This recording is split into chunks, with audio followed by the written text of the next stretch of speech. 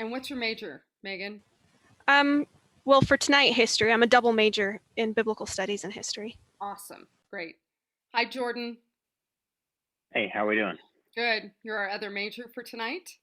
Yes, I'm global studies officially, but I'm basically a politics double major. Okay. So lots of experience here. Great. Do we know if Ryan is joining us tonight? Hartwig, Dr. Hartwig, does anybody know? Oh, he's supposed to. Okay. If he doesn't join us, I'll text him. Okay. I was going to say, if he doesn't hop on in a minute, I'll need one of you to give the opener, if that's okay. So I could do that. I'll hope to get him. Okay. So let me frame tonight just really quick while we've got just there he is. In a minute. Hi, Ryan. Here's how we will open. So tonight will be recorded, and we will, I'll open it for us and introduce myself and frame this evening, and then you all can introduce yourselves, or Ryan, however you'd like to proceed. Yeah, you all go ahead and introduce yourselves first, and then I'll introduce myself last. How about that? That sounds and then I'll good. offer. I'm sorry, so sorry I'm late. I had some computer issues here. No worries. I'm hopping on late myself. I just got off a plane, so got home in time. Great. Then you will give sort of an opening presentation like you did last time. Yeah, exactly. So faculty, if you can just kind of say hi, and faculty and students say hi and your names, keep it simple. I'll be the last one to go. I'll offer a few brief comments about the department, and then I'll turn it over to you, Gary, to say a few more things, and then the other faculty can chat. Great. All right. Well, let's get moving, shall we? Looks like we're already recording. So good evening, everyone. Thank you for joining us. My name is Jolita Martin. I'm the Dean of Enrollment at Colorado Christian University. We're glad to have you with us tonight, and we've got lots of faculty here with us that will be introducing themselves. We also have two students with us tonight who will be sharing about their lecture and their experiences at CCU. We will open with introductions and a brief overview of this particular school and the areas of study for tonight. And we do ask that you ask as many questions as you might have using the Q&A. You may also use chat. It's a little easier for us if you use the Q&A, so we'd appreciate that. But this is interactive, so faculty and students will be prepared to answer whatever questions you might have. And I also have questions from families and students who weren't able to join us live tonight, but have posted questions they'd like answered in the video recording, which we will post on our CCU YouTube channel. So without further delay, Jackie, if you'd like to introduce yourself first. Absolutely. Hi, everyone. My name is Jackie Riester. I am an enrollment counselor here with undergraduate admissions. I actually graduated from CCU myself in 2017, so I absolutely love this school in particular. I graduated with a communication degree, but had a lot of experience with this school, and so some great people here, and I can't wait for you to hear from them. Thanks, Jackie. And let's have our students introduce themselves next. So Megan? I'm Maegan Simpson, and I'm a senior at CCU in the history program. I'm Jordan Jantzen. I'm a senior in global studies and also politics. Wonderful.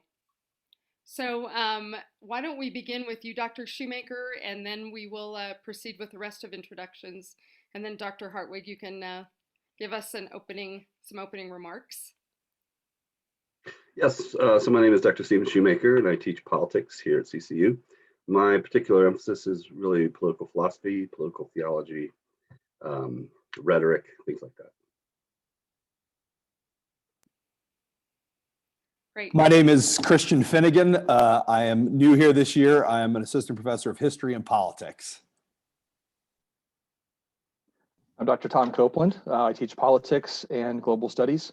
And I guess it's obvious from global studies that my area is primarily international relations. My name is Assistant Professor Martin Beeson. I'm a former elected prosecutor, so I'll be working integrally with the criminal justice program here. I'm Gary Stewart. I'm a history professor. My area is American history and church history, and I'm also the chair of the Department of Social Sciences. And hi, everybody. I'm Dr. Ryan Hartwig. I'm the Dean of the School of Humanities and Social Sciences at CCU. I am not a professor of history or politics or global studies. I actually teach over in our communication program, but it's a great joy for me to be able to work with these great faculty and the work that they do in the department there. Thanks for joining us and giving us a chance to tell you a little bit about these programs, this suite of programs at CCU. So I just want to make a couple of comments about some things that I think are interesting about this particular department and these programs, and maybe that will kind of help jog some ideas for you as you think about maybe some questions you have or those kinds of things as we walk through our time together. So the first thing I would say, and I think this is super important for particularly for any Christian college, Christian university, is the quality of faculty. One of the things I love about this particular faculty, as you heard them give brief announcements and certainly dig into their previous experiences and expertise and so on, but this is a faculty who is really, really sharp intellectually, has great practical experience, but really seeks to lean into students and get to know students really pastorally. I'll give you just a sense of this. So actually yesterday, Dr. Stewart, who's the chair of the department, also teaches in history. He had some trouble with his house several months ago and had some flooding in his house. But yesterday was the day that they were able to move back into their house, and so he invited several faculty and students over to help him. I was over there. There were probably about 25 people there to help Dr. Stewart and his family move in, most of whom were CCU students. Now, maybe Dr. Stewart was giving them some extra credit for joining and helping move some boxes in. I'm kidding, he would not do that. But I think what stood out to me there was not only the students who wanted to be there and be a part of Dr. Stewart's life, but also the very clear kind of interactions among the other faculty that were there with students, and just a knowing of who they are and so on. And that's one of the things I love about this particular department, especially at CCU, is that these are folks who know their stuff and can teach it, but also really care about discipling students and helping students become the men and women of character and of impact that God has called them to be. The second thing I would say about this department, about social sciences, is there is a kind of a nice blend of several different majors. So we have students who are studying politics, history, global studies, criminal justice, and then also our social science majors as well. And so when you have students like that who are studying in lots of different areas, kind of the cross-pollination from various disciplines and these different ideas and backgrounds and desires of where students take these things make their classes really, really interesting. And so I think you'll be able to hear more about that, what that looks like from some of our faculty, maybe even from some of our students tonight. But that is a really kind of a cool thing, that you've got lots of interaction, not just within your major, if you're a politics major or history major, but also a lot of interaction across those majors, which I think gives you a pretty nice and well-rounded kind of perspective there. And then finally, the last thing I would say is that we know, I think especially for students in these, really across all different kinds of programs, but certainly in these kinds of programs, students need to get lots of experience, have lots of hands-on kind of learning opportunities so that they are really well prepared, not just with kind of the intellectual know-how, but also the experiential know-how that they need to then be able to move forward in their careers around the globe or in politics and so on. And so this is a really hands-on program. So some of our students will engage with our think tank on campus, which is called the Centennial Institute. Dr. Copeland works with lots of students and helping to place them with internships. In fact, we had an intern at the White House last year, and we've had interns with lots of different, both kind of governmental agencies, but then also all different kinds of nonprofits and think tanks and so on, both abroad and within the U.S. there. And then finally, lots of academic trips. So this May, Dr. Stewart is taking a group to London. Dr. Copeland and I think Dr. Moore are taking a group Washington, D.C. A few years ago, Dr. Copeland took some students to South Africa. There's just lots of different stuff, kind of going on there, and opportunities to kind of get your hands involved in practice around your field, and so on. So those are just a few opening thoughts for you that I think make this department a really great department, and these programs really strong. And again, thanks for joining us tonight. I'll back away now, since I probably know the least about these things, because I'm not a faculty member in the department, and I'll turn it over to Dr. Stewart, who's our chair there, and he can share a few more thoughts with you, and if other faculty will share there as well, they're welcome to. Yeah, I think one of the things that makes our program here at CCU unique is our approach, where we try to be fully and thoughtfully Christian in our approach to issues of society. There are so many different problems. Our world is very, very broken, and there are different approaches and different schools of thought that would try to answer those problems through different ideologies and viewpoints. We try and approach the world from a Christian perspective, so that affects how we diagnose the problems, the root cause of dysfunctions in our society. And then we seek to use the best tools available from a Christian perspective to intellectually grapple with our problems and issues around the world, drawing from the riches and the resources of the past and present experiences as well going on in contemporary culture. And so we're trying to be truly Christian, and not just in name only, not just secularism with a Bible verse thrown in. We're trying to think deeply about what the Christian faith has to say about society and about the needs in our world today. We also are conservative in our department and in our school, and it'd be interesting for me to hear from the other faculty members what that means to them. What does it mean to actually be a conservative, and what difference does that make on your particular fields? I would just say my field is history, and so for me, what that means is I'm trying to conserve. I think my approach to history is that history itself is a conservative enterprise. We're trying to conserve and preserve and pass on the wisdom of the ages. We think that we can learn a lot from the successes and failures, difficulties that others have been through in the past.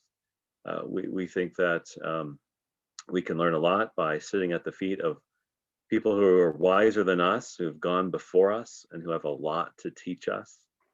So our belief and love of history actually flows out of a conservative perspective. We really treasure the past. Those who my colleagues and I who teach history really treasure the past and want to instill that sort of love of the past to our students. And we really think that wisdom is gained by having perspective and context when we think about contemporary challenges in the world today. So for me, being a conservative, is tied in with a love and appreciation of history. And I'd love to hear from the other faculty members who teach in the other disciplines what makes our programming different, and in terms of being a conservative and Christian approach, how does that make our approach here at CCU different from what you might find in other places? I'm not sure if I should call on someone, or you guys can just jump in perhaps as you see fit. Well, I'll jump in just to kind of make a distinction. Philosophically, theologically, economically, politically, I'm conservative. But when we talk about criminal justice, the hope is, at least from a prosecutor standpoint, the hope is that we can get away from these types of thinking patterns. Not to be critical of conservatives, I am a conservative, but in criminal justice, the point that we're trying to seek is truth and justice. And so it's not a matter of thinking one way or another, politically or liberally or even prosecutorially, or from a defense perspective. From a prosecutor's perspective, from a law enforcement perspective, our job is to seek the truth and to do justice. And so it reminds me of the Old Testament verse that said, to love mercy and do justice. That's really the focus and the perspective from which our criminal justice will come.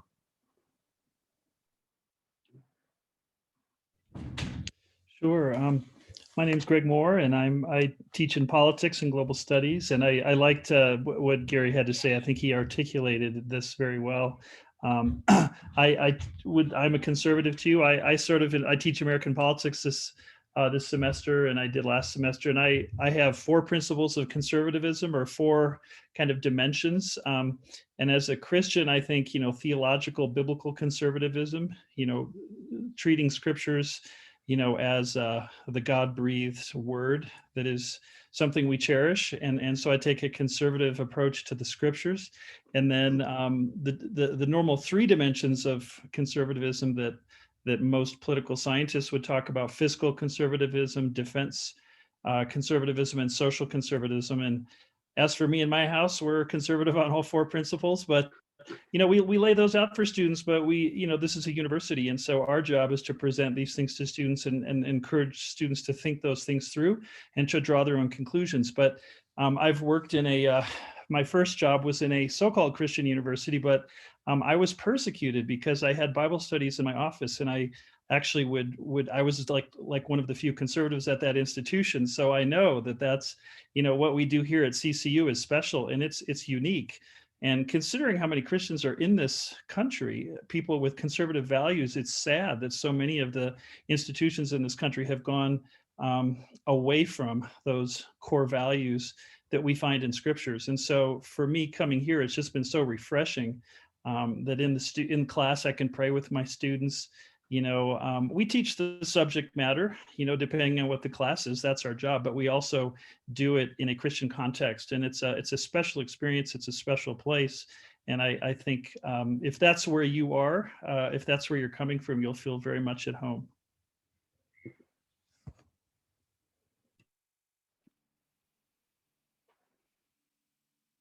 Well, maybe I can chime in a little bit too.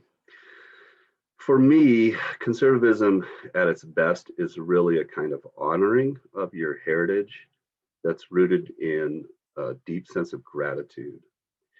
And, conservatism at its best realizes that you're not here simply because of your own abilities or your own talents or your own experiences, but you've really inherited a lot. And every culture in one sense deserves to be judged, right? Because it's fallen. But we as conservatives look back and try to make the changes with a deep sense of gratitude and respect. And of course that goes into loving your country, being grateful for your country, loving your family and your parents and your grandparents, loving your history. It really is. I think it's a truly liberating. I think it's the only real liberating stance. If you aren't grateful for your past, you'll never be fulfilled. You'll never be able. I just think you're going to end up tend to be a very bitter. In being your warrior self, you're going to end up really having to wrestle with bitterness, and can't be the happy warrior, right? Unless you're grateful for what God's put in your life. So.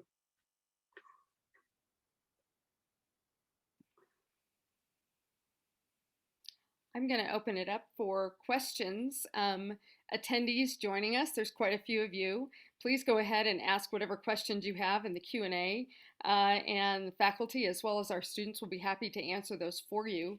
I do have a few questions to start us off with, if you don't mind, and I think we'd love to hear from faculty as well as students, so I may just ask a few of you to respond. The first question is, what characteristics have you seen in successful students in the various programs that we have represented tonight? Would anybody like to take that question first? I'll jump in on that. Particularly because I try to help students get placements for internships and also with jobs when they graduate. One of the two related, I guess, really fundamental things are certainly writing skills. The students who do the best after after CCU have learned how to, I guess, first of all, read well, but also write well. And our students who have gone on to law school have been very well prepared, philosophically, rhetorically, and in terms of writing skills. So along with those general writing skills, the most successful of the students that I've seen also are willing to put in the extra ounce or pound of effort to get things right. You know, they're not going to produce perfect work every time, but they're willing to go, I guess I said ounce or pound, the extra mile, whatever the metaphor would be, to really make sure that they're doing excellent work. And it really is exciting to see so many of our students. I think our program as a whole, all of the social sciences really stand out. I'm very proud of the amount of hard work that our students put into the major. How about students? Maegan and Jordan, what are your thoughts on what makes a student successful? I can jump in on that.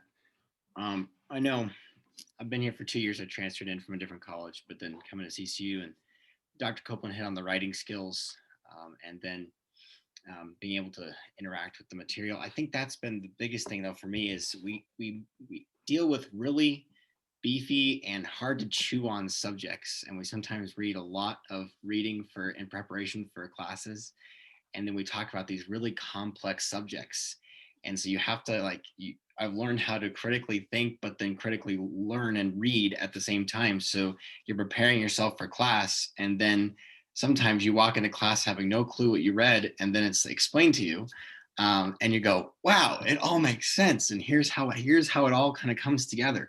That's a really neat experience, but it helps me just like with reading in general. Like I can read faster. I can take heavier subjects and just like read right through it, and then talk about it with my friends because of the classes I've been in. But then Dr. Copeland mentioned writing skills. I know for my internship, good writing that I had this past summer, good writing was like one of the key things that they kept focusing on. Like every time, here's something you had to do, now write it up. And like, okay, here we go. Like this is a real thing, but you know, you're well prepared. You come through, and you know, some of my professors have seen some of my writing. Some of it's better than others when I turn assignments in.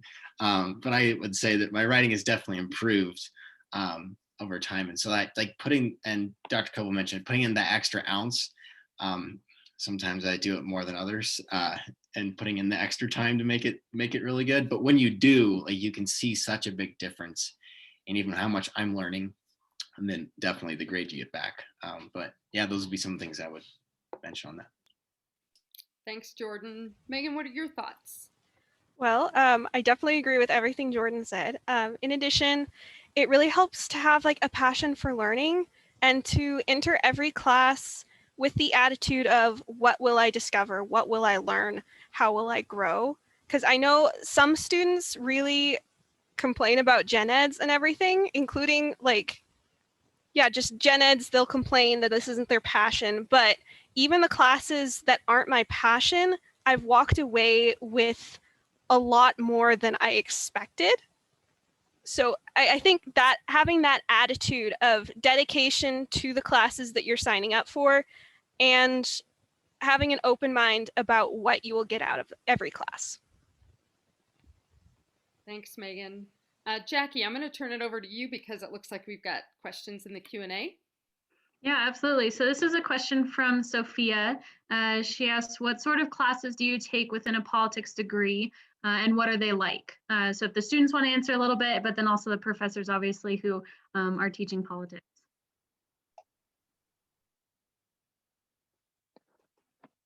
Well, I'll jump in briefly then, just to start. The politics major is typical for majors that are sometimes called politics, government, political science, and so on.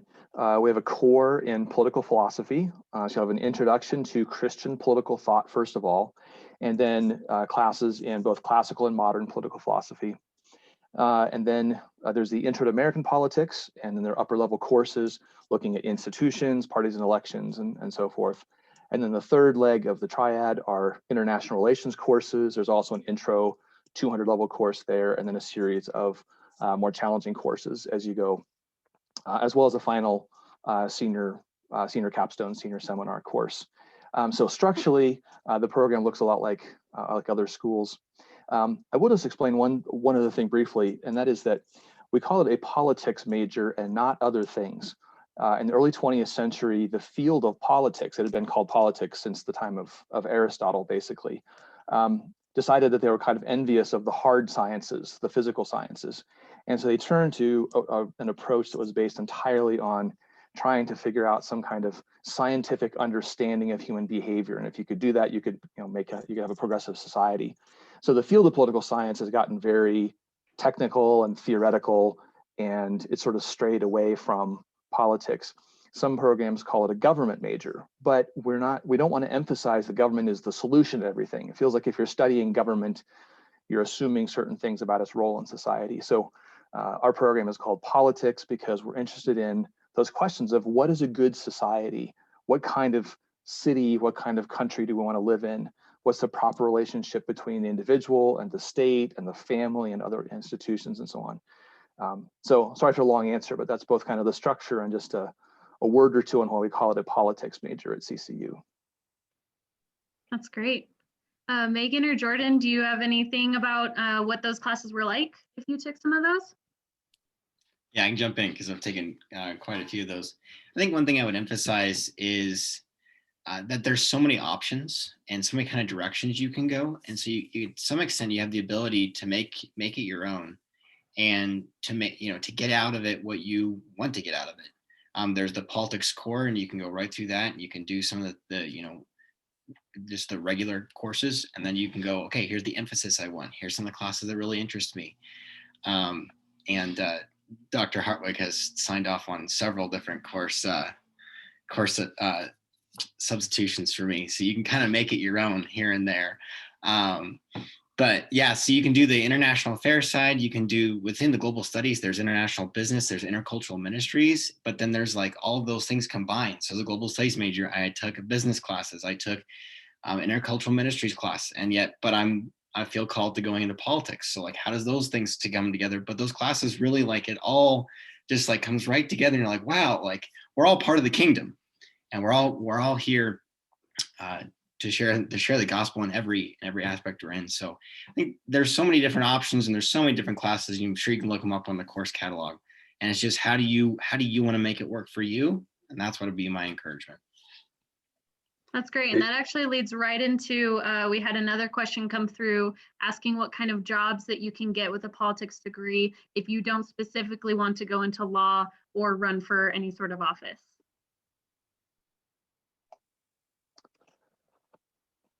I don't know, Steve. Steve, am I taking this one again?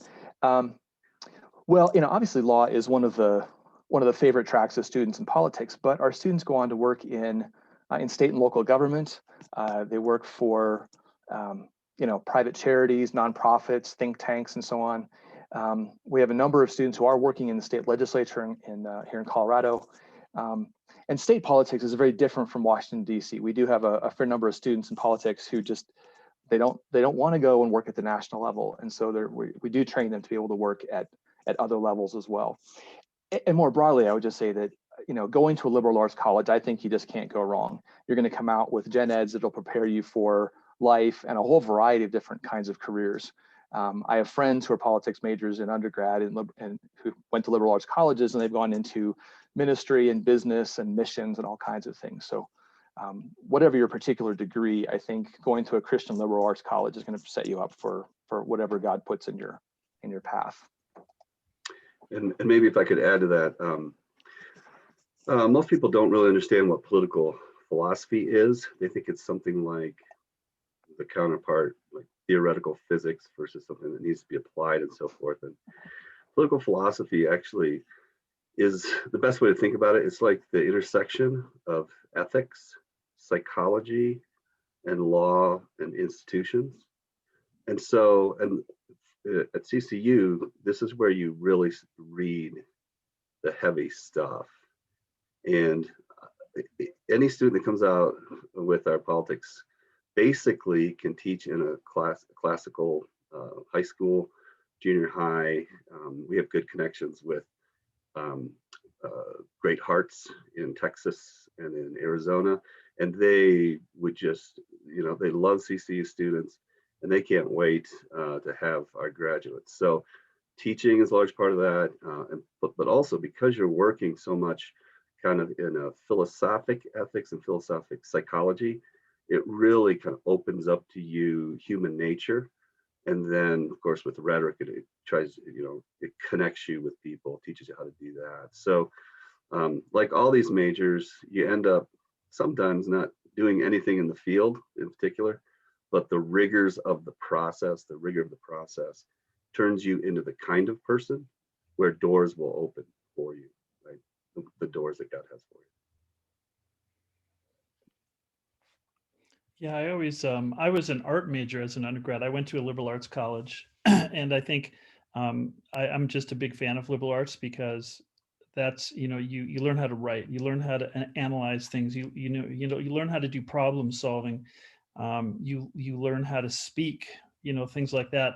So I always tell students, do what you're passionate about right now, and it's good to be practical, but it's also if you choose a major that you're passionate about, you're going to get better grades, and you're going to be set up better, going out of college. If you're working in the corporate world, many different vocations, they're ready to train you. They take you, you come out with the raw materials that we give you, and you're ready to go into lots of different directions. So I was an art major, and now I'm a political scientist teaching international relations and global affairs and that sort of thing.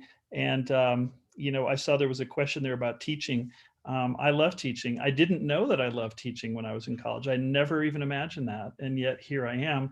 We believe God has a call for each of us, and so we will, if we seek His face and follow His way for our lives in all those junctures. A lot of our students go into grad school, and some go directly into teaching out of CCU, and so it's not something to have anxiety about. I would say it's something to go in with an open mind. And your first year or two, you may take courses from different majors in the Gen Ed program, and you may actually change your track a little bit, and that's okay. It's not something to worry about. There's still time to get in those required courses. So I'm sure some of our students have that experience as well. So.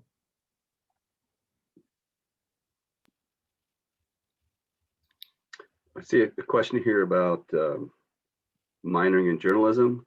I would say almost all of our politics majors are double majoring or certainly have a minor. The programs that are housed here in this department tend to be really friendly. So we got lots of politics business, we got politics history. That's just a dynamite connection. So it's very doable. Well, I'll speak to that real quick too, both structurally and then about the journalism program in particular.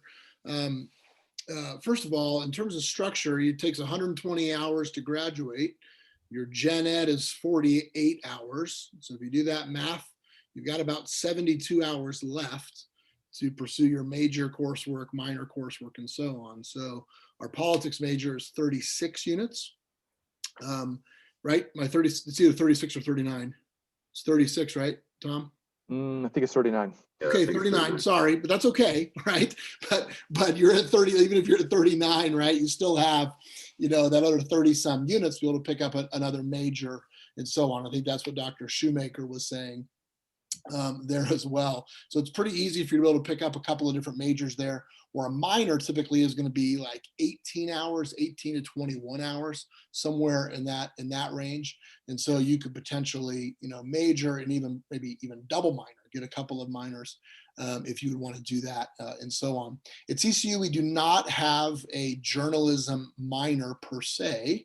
However, we do have minors both in communication as well as in public relations, as well as in digital media. And so there are several different options there for you. And if you wanted to move, towards journalism, we have students who are coming out of our new strategic communication major who are planning to go into journalism.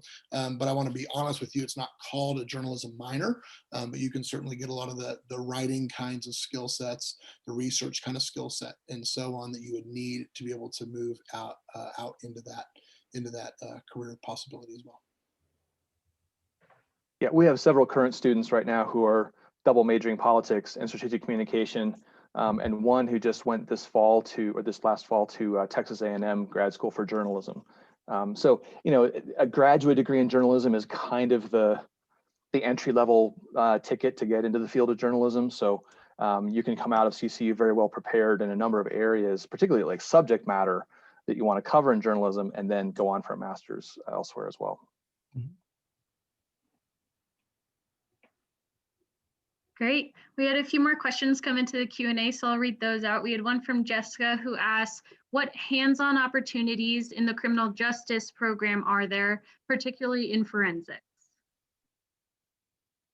Well, I saw a couple of questions come across the screen there in addition to this one. When you go through the criminal justice program, you'll have an opportunity to go through a practicum. We'll have an internship where practicum is where you'll just mostly be an observer. Internship is more hands-on with an agency that you've been placed with, probably because of your interest in your qualifications. You know, the criminal justice field is pretty wide open. I mean, it entails law enforcement, courts, and corrections. And I can loop in the forensic anthropology question earlier. You know, I had a case where it was a cold case homicide, and the only thing that we found were the skeletal remains of the victim was her skull. Luckily, she had her teeth were still there, and we were able to identify her through dental records. But that was an interesting investigation that I kind of tagged along with the detectives on the case.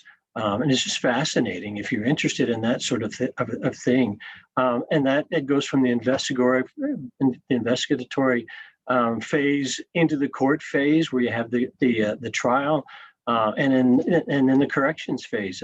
That individual is still in prison, and he had a parole hearing just last month. He has a parole hearing now every year. But it's just a fascinating field. It's a wide variety of agencies that you can be placed with, and that you can have some hands-on experience with while you study in the criminal justice department, and while you figure out what particular area you would like to go into. But I would like to backtrack and just kind of piggyback on something Dr. Moore said.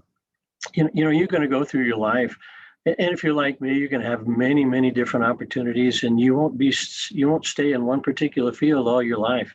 I have had just fascinating experiences, not because I'm an overachiever, not because of my particular qualifications, because I'm not the sharpest knife in the drawer, but because I have made myself available to God, and I've been willing to go wherever He has wanted to send me.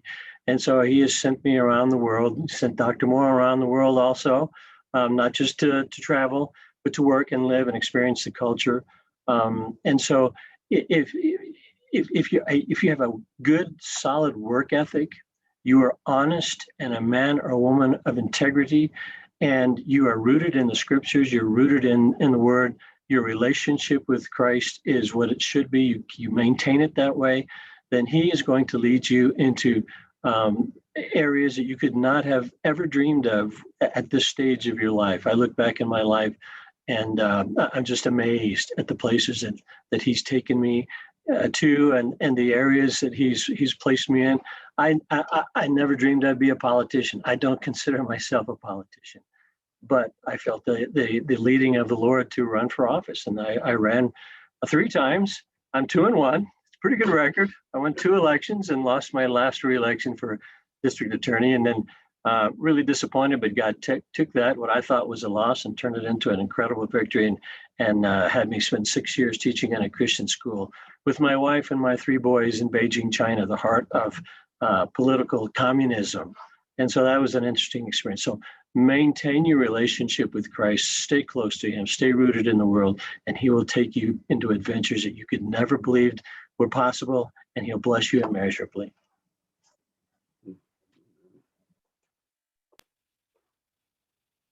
Thank you. We have another question who asks, other than teaching, what jobs can you get with a history degree? Maybe I could take that one. You can get any job with a history degree, unless it's something very technical like engineering or nursing or something of that nature. Most people who get history majors end up in the world of business. In fact, some of the people who are very high-ranking CEOs of major Fortune 500 companies have history degrees in their background. What history does is it gives you not only the knowledge of the past, which is helpful context for leading businesses forward in an ever-changing world. To have that context and perspective of the past is valuable in the business world, but also the skills of reading and information analysis and writing, and the ability to compare competing narratives in a thoughtful way are broadly transferable skills that feed out into a variety of vocations. History is a great background for law school. Again, as you're wrestling with competing narratives and arguments about the past, just piggybacking off of what Professor Beeson said, attorneys and those who work in the court system are practically doing history as they try to reconstruct the past, and as competing narratives are presented regarding the guilt or innocence of various individuals. So the skills learned in the history major are great for law school, criminal justice, politics as well is very, very important. That people working in politics have some knowledge of the past.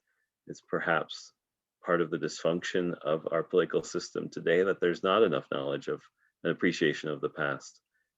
So history majors can go anywhere and everywhere. And it speaks volumes about you. If you are a history major, it says to potential employers and grad schools that you're intellectually curious, that you love learning, you're probably a good reader, and you handle information in ways that are very well. You handle large bodies of information in a very thoughtful way. And all those things are broadly transferable skills to lots of areas of life, future study, and future employment. I can attest to what Dr. Stewart just said. I went to college. My colleagues don't know this about me, I don't think. I was a history major in college, double majored in history and public speaking. I wanted to be a basketball coach in high school. I loved my high school basketball coach. I want to be just like him. And I ended up going a different path, going to law school. And from that, God took me into a private practice where I became a partner in a boutique law firm. And then I came to Colorado and I worked as a prosecutor. I worked as an editor, a legal editor. I have been overseas teaching at the university level in public universities, China. I spent a year teaching at the university level in Mediterranean Turkey.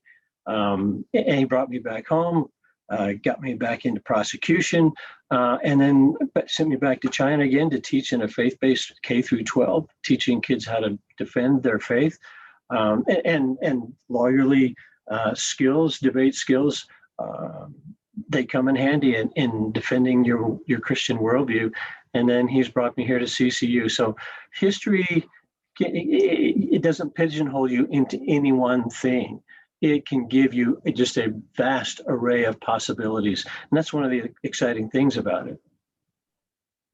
I saw a question there. I saw a question there about America and how we view America, and I think we come from different backgrounds. We all have different sort of views of somebody like Thomas Jefferson or George Washington or some of those kind of figures.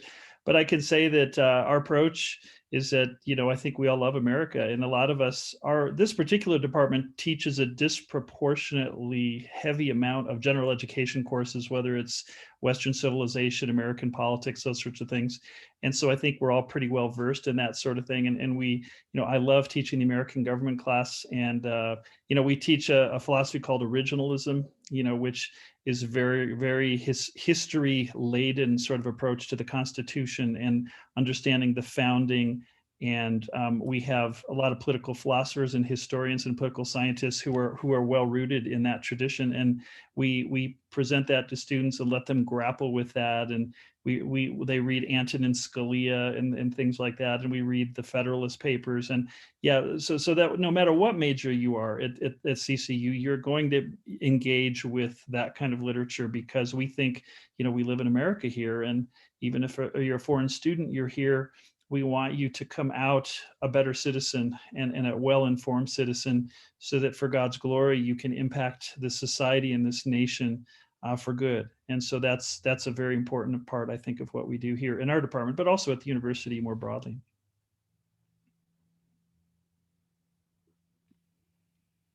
I know a lot of the students that come in have come up through just your public high school.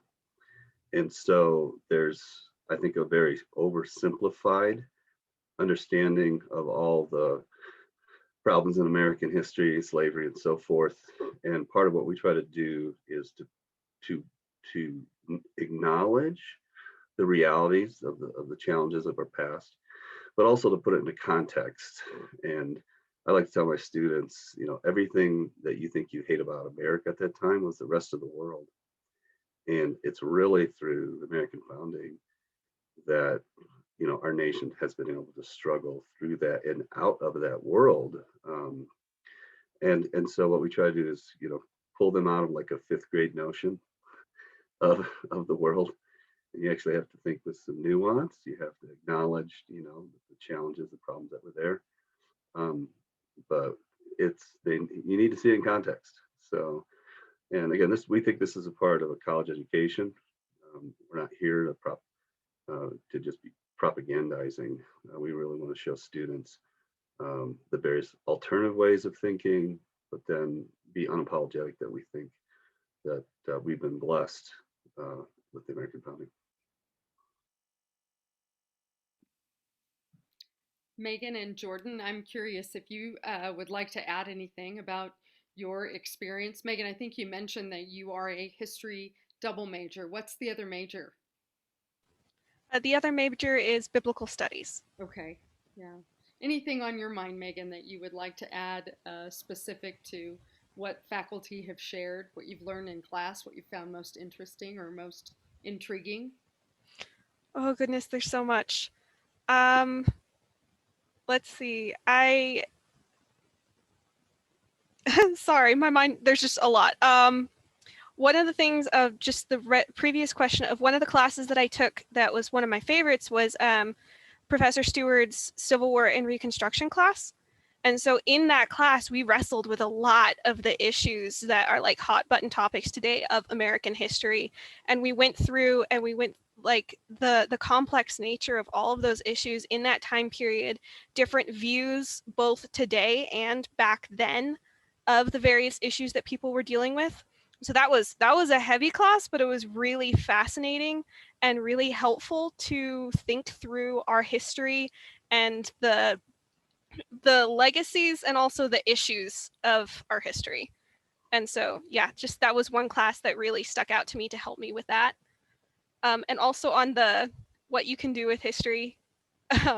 Yeah, you can really go into anything because I'm an author of novels, and so and history and biblical studies have both really helped me in that. And just, yeah, I find myself applying history in every avenue of my life, whether it's everyday conversations or concepts that I'm wrestling through, how to interact with the world around me, just everything. Thanks, Maegan. How about you, Jordan? Would you like to add anything to what's been shared so far? Yeah, especially on the question of America and what's our view of it. And I think with the professors here, we have quite a different array of points of view in regards to conservatism and the conservative movement, from libertarian to more paleoconservative to the neoconservative, and each of them have their own little spin on it. And so within that, the Dr. Shoemaker mentioned the indoctrination. That is not at all what's going on here, when in fact, if we could use the same word, it's indoctrination of critical thinking, and that it's a constant push to what do you think about this, to make it your own, but then here's how to then talk about it and think about it and write about it. Like, that's what's so important, because that's how we're going to go influence culture, is because we're actually going to be able to think through, be tossed a new idea or a new way of looking at things, and we have to have a North Star. We have to have something that we can align ourselves with, and then when things are kind of off of that, we go, wait a minute, that's not true, and I know why, and I can explain why. Those are really important. And I think for me, I definitely don't agree 100% with any of my professors on things, and I'll challenge them in class as things will pop up. But in the same way, they're challenging me to think through things, and to critically think and then be able to articulate exactly what I believe and why, and then how I'm going to live it out. So I think those are some of the things I would mention on that. Thank you. Dr. Shoemaker, I see that you're unmuted. Did you have something you wanted to say? Just that Jordan has some growth until he agrees complete with me, but we're going to give him a little time. Good, good. Well, that kind of goes into the next question that was asked, and that is what or how would you describe the academic community, relationships among faculty, an opportunity to share cross disciplines, points of view, and how do students interact with faculty? Probably a question coming from someone that might be looking at a larger college or university versus one CCU's size. Or anyone that would like to start us off on that one? Well, there's a bunch of different things going on in that question there. I would say, you know, we're small enough. One of the advantages of a smaller institution, at least our residential college is relatively small, 1,400 I think it is, but actually we have over 8,000 students if you add it all together. So as an institution, it's not a very small one, but the residential college here in Lakewood, you know, you get to know people because it's smaller. And I know as a professor, I get to know people in the sciences. I mean, the dean of the sciences is just kind of across the hall. So I talk to him, we talk politics, we talk football. You know, the business school, we do have that sort of cross-fertilization because it's a smaller institution, where bigger universities, there's less of that because the departments become so huge. So it's a little bit more insular. And so that's one of the benefits, I think.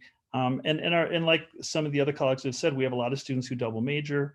The major that I'm overseeing is called Global Studies, and we have sort of 4 tracks. We have a kind of a Global Studies classic part, and then we have Intercultural Ministries, which is taught by the School of Theology. So it's about apologetics, it's about missions, that sort of thing. So we are working directly with them. We also have a part of the major, another track, which is International Business and Economics. So the business school teaches that. So we have to work closely with them.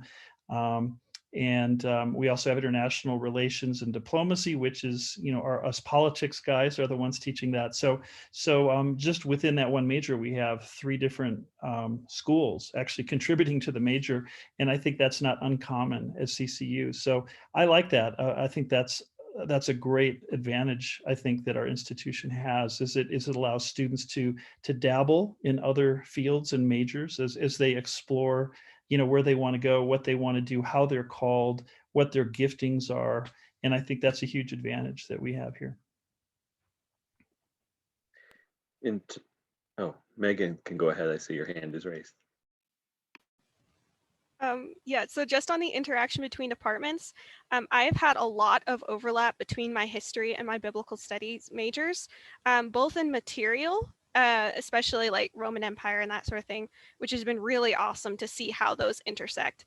Even in professors, I've had history classes with one of the theology professors. So yeah, there's a lot of really fun interaction. And also on the students' relationship with professors, I have not had a professor at CCU who has not been like very caring towards students, willing to pour into us, willing to help us grow, willing to just help us in whatever way they can. So relationships with professors is amazing, way better than I ever could have imagined before I came to CCU. I think in terms of the overall academic culture of our department, we enjoy having conversation and friendly debate. We think that that's a way that we can all learn and grow. And so we'll push on the students and we'll push on each other. We like poking at each other in good humored, good spirited ways. And our hallway is very lively with lots of conversation, lots of humor, lots of laughter, lots of pushing and challenging and debating each other. And we just think that there needs to be more conversations in our world today, that somehow we're losing the ability to just engage in friendly, respectful discussions of difficult issues. And we hope we model that. We sure have a lot of fun trying to model it anyway. But so we have a very fun time in our department. There was some question about hands-on opportunities for those interested in criminal justice. And I'm not sure if we've spoken about our moot court and debate team opportunities, but I'm probably not the best one to speak on that, but someone sure could. I can speak to that. I'm one of the coaches of the moot court team. We have had, I can't take credit for the team that has been established, but we have had phenomenal success. This year, one of our teams placed second nationally. And in moot court, they don't divide it into Division I, Division II, NAIA, and that sort of thing. It's everybody. It's the big dogs and the little dogs and everybody in between. And we placed second nationally this year. Last year, we had a team place seventh. And then the year before that, we had a team place second. We've got a really good cast of coaches. I'm not speaking of myself. The other coaches that we have are much better than I. And in that group, we have a lot of fun. We students work hard. And they spend a lot of time formulating their arguments, practicing their arguments, giving their arguments, going through trial runs. We have lots of tournaments, both invitationals and then regionals, and then the national tournaments. So it's a lot of fun. And I have found that out of that, to speak to the perspective of a professor with regard to the professor-student relationship, I've just had a blast with that team. I have a class now that's a philosophy of law class, and it's got 5 students. It's a pretty small class, and all 5 of those students are from the moot court team. And we just have a lot of fun debating ideas. And as Dr. Stewart was talking about amongst faculty and students debate ideas. And as Jordan was sharing, students challenge faculty and we challenge students. And there's a lot of back and forth. I have students frequently come into my office, typically on Fridays. For those of you thinking about coming to CCU, one piece of good news is that we don't have classes on Fridays. And so every weekend is a 3-day weekend, maybe for students, not necessarily for professors. Spend a lot of time in the office on Fridays, and that's when I have time to meet with students. I had a young man come in just 2 days ago, early Friday morning. We spent a couple hours just visiting. Just a wonderful visit.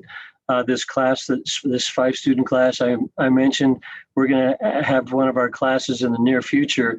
It's a 3-hour class in the evenings on Thursday nights. We're going to have class at my house, and we're going to have a Chinese dinner, an authentic Chinese dinner.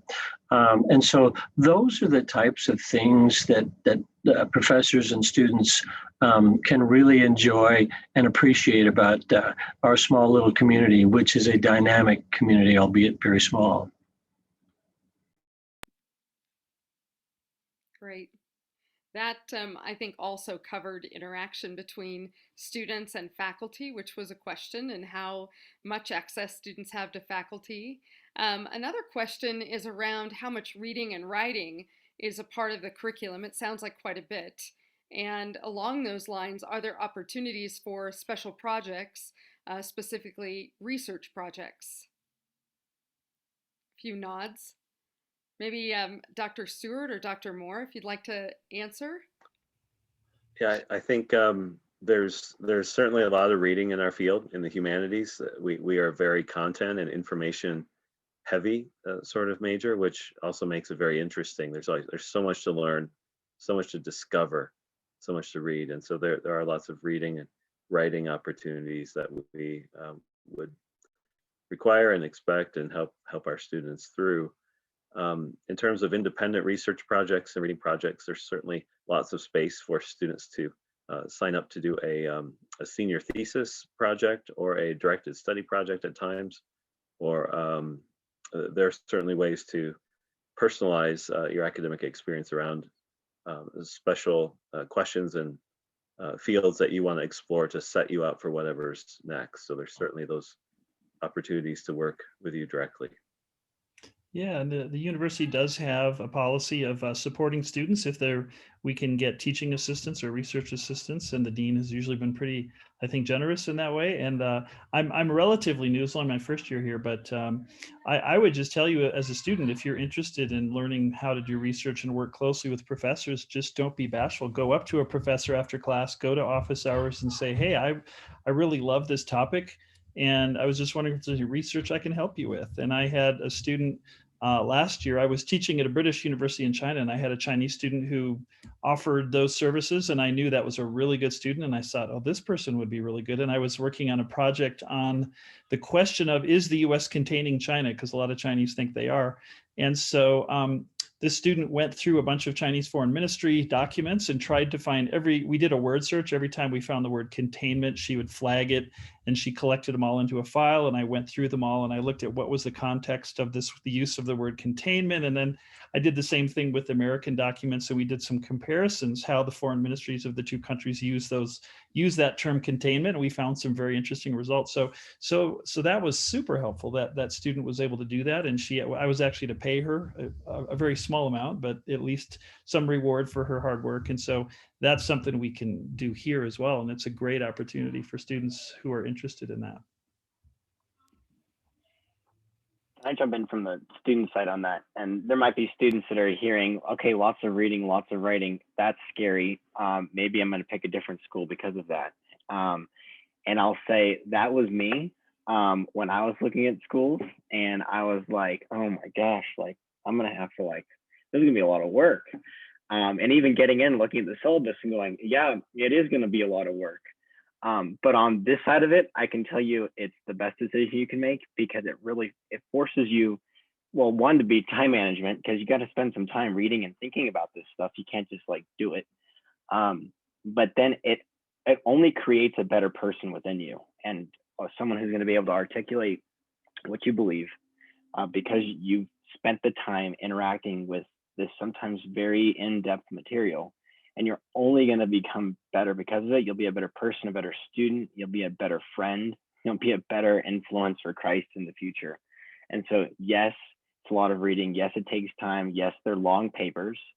But there's times where even when I'm writing my paper, and it just comes together. You're like, oh my gosh, I actually do know this stuff, and I'm proving it here. Or sometimes you're learning stuff as you're studying for your writing the paper. So it all comes together, and so don't be afraid of, wow, that sounds like a lot of work. In fact, instead, be excited and jump at the opportunity. Can I just say that Jordan is a great student? He's suffering through 2 classes with me right now, and he's great. He'll debate you. He's the president of Students for Trump.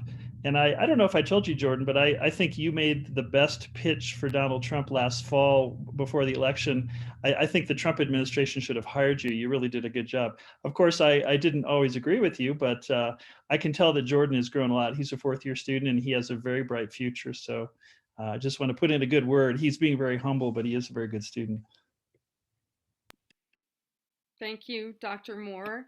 And thanks, everyone. We've actually come to the end of our time together. It goes by so quickly, but I don't want to end without praying for the students that have joined us tonight and all the students that will be watching this as a recording. Would someone like to pray for us as we close our evening together? I will. Thank you. Yeah, Lord, thanks for this time. And God, I thank you for all of the students and maybe some parents who are viewing this either live or later on the web. God, I pray that you would be close to them, and God, that you would direct them in their next steps very clearly.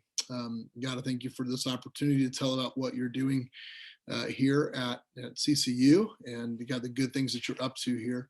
But God, I pray that you would just really clearly, God, direct them, and you give them a great sense of peace in terms of the directions that they should go. Lord, may you grant them great favor, Lord, and may you work, God, so clearly in their lives.